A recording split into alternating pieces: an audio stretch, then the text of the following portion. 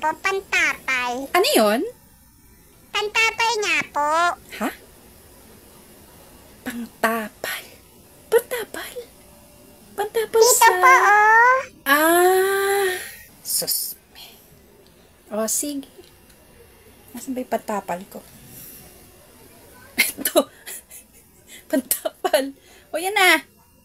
5 piso. Susme. Salamat po. Okay. Ano ba yung binigay mo sa anak ko? Ano ba yung pantapal na yan? Hindi naman yung binibili Ano ko. ba sinabi ng anak mo? Eh, di ba sabi niya pantapal? So, isa lang naman ang ibig sabihin nun kapag sinabi mong pantapal. Face mask. Ang layo. Ang layo naman ng pantapal sa face mask. Hindi ka kasi nagtatanong eh. Tapos sinigurado mo muna. Kasi yun ang sinabi mo sa anak mo. Kaya yun ang nag-register sa utak niya.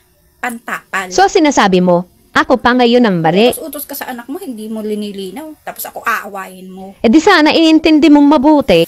Hindi yung bigay ka ng bigay ng kung ano-ano. Sa susunod, isusulat mo ha. Para naman naiintindihan ng tindera at hindi nalilito. Responsibilidad mo yan ang intindihin ang binibili. Tapos sugod-sugod ka dito. Layo kaya ng pantapal sa face mask. Tapal mo kaya yung Ewan ko sa'yo. Gagalit ka. Wala kang kwentang tindera. Diyan ka na. Pantapal tapos face mask. Hindi kasi linawin kung saang pantapal eh. Tapos magagalit. Lagay ko yan sa mukha.